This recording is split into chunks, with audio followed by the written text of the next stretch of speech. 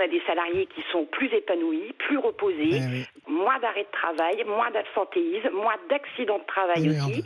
Alors, est-ce que vous êtes pour cette semaine des 4 jours, oui ou non? Tout à fait, puisque c'est quelque chose que l'on pratique. Il n'y a que des gens pour 32-16. Attends, après on n'aura pas Patrick, on n'aura pas Patrick. Tout le monde est contre nous. Moi, je veux bien, mais on a une responsable RH. Expliquez-nous alors. Ça s'appelle la bataille des modernes et des anciens. La bataille d'Hernani, si vous avez un peu de culture, c'est exactement ça. Vous êtes les anciens, un petit peu arriérés, puis c'est les un modernes. syndicaliste de Sudrail qui nous traite d'anciens. Laissez Émilie expliquer. Alors, j'explique.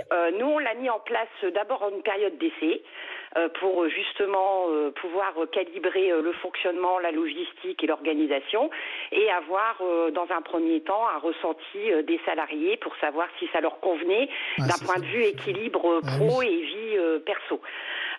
Et au bout des 6 mois, en fait, on l'a pérennisé parce qu'on s'est aperçu que les gens étaient contents, qu'en termes d'organisation, bien sûr, il a fallu faire des ajustements, notamment au niveau de la production, mais tout compte fait, une fois les ajustements faits, la production, elle est là.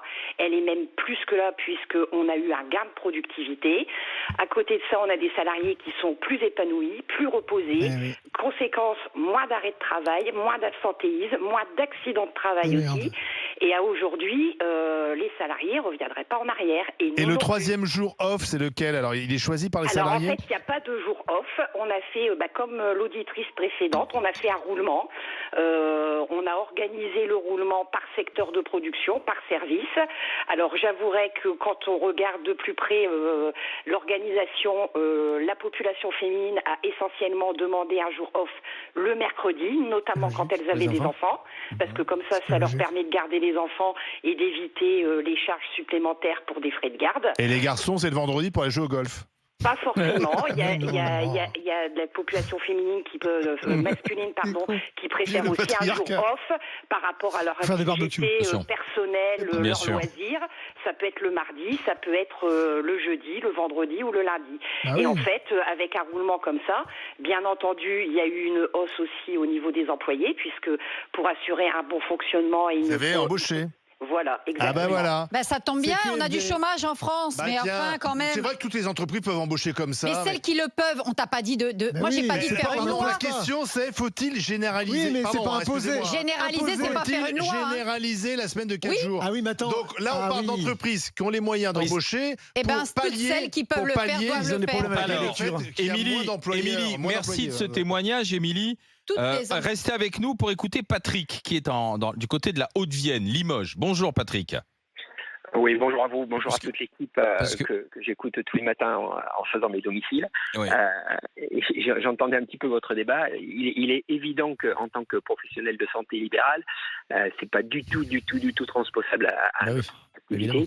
Et ça va créer un déséquilibre, mais qui va être terrible, parce que la dame, j'entendais, qui gère une entreprise, Émilie, qui est avec nous toujours. De 70 personnes, c'est bien.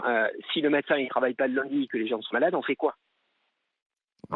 Excusez-moi Patrick, mais depuis quand on demande à un avocat de travailler 35 heures? Depuis quand on demande à un kiné en libéral, comme le nom l'indique, vous devez vous démultiplier et il n'a jamais été question. Là, on parle en entreprise de celles qui le souhaitent. Mais non. Attendez, laissez parler Patrick. Il va y avoir un gros déséquilibre, je vous écoute, mais il va y avoir un gros déséquilibre. Les gens ne voudront plus travailler en libéral. C'est déjà le problème. Les gens entendent souvent le docteur Marty, je crois je travaille dans plusieurs activités. Je suis libéral, mais je travaille aussi en clinique. Donc je connais un tout petit peu le problème. Je crois qu'il faut quand même acquérir le docteur Marty. Je suis souvent absolument contre lui.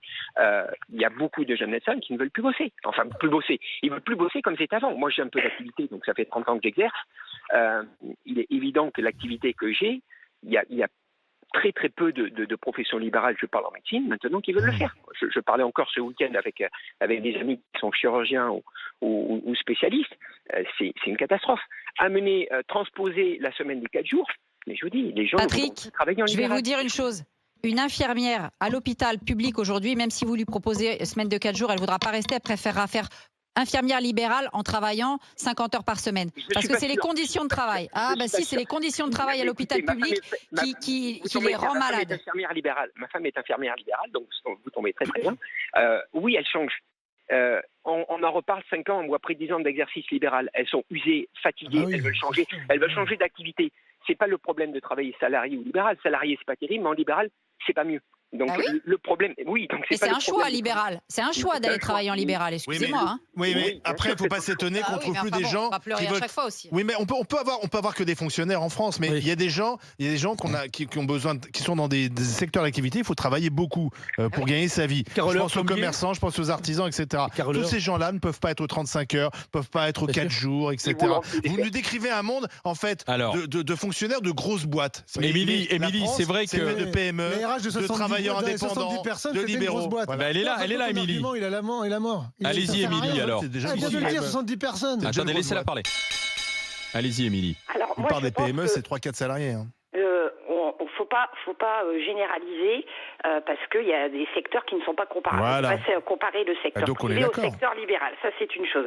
Si je consacre mon discours sur le secteur privé, c'est d'abord une question de volonté. Quand on veut, on peut, il y a des solutions, il y a des outils qui sont à mettre en place. La deuxième chose aussi qui est très importante, c'est qu'on entend pas mal d'employeurs, de propriétaires de grosses boîtes qui se plaignent de ne pas trouver de main-d'œuvre, notamment sur la population jeune. L'inconvénient, c'est qu'aujourd'hui, les jeunes populations qui vont rentrer ou qui sont juste rentrées sur le marché du travail, elles veulent une vision de la société différente, un peu comme la cassure que l'on a connue en mai 68. Alors, je veux bien qu'on ait des problèmes générationnels à s'entendre, mais si on veut une société qui fonctionne, il va falloir s'entendre. Et les jeunes, il va falloir les écouter. Aujourd'hui, ils ont vu leurs parents, excusez-moi du terme, parfois se crever la vie au travail, et eux, ça, ils ne en veulent pas. Quelque part, on est aussi responsable, puisqu'on leur a vendu du rêve avec une société de loisirs. Donc maintenant, on récolte les fruits de ce que l'on a semé. Et quand on sème, on assume la récolte. Donc là, aujourd'hui, il faut changer notre vision de la société, il faut s'adapter et écouter les jeunes générations qui sont quand même le futur du pays. C'est vrai. Et sans eux, on n'aura plus de pays, on n'aura plus d'économie. Donc il faut faire des efforts. Et le changement, c'est pas parce qu'on ne le connaît pas qu'il est forcément mauvais. Voilà. Et le changement, c'est maintenant, comme a dit pendant un temps et une c'est pas en certaine traitant personne. les jeunes diplômés de feignasses qu'on y arrivera. Patrick,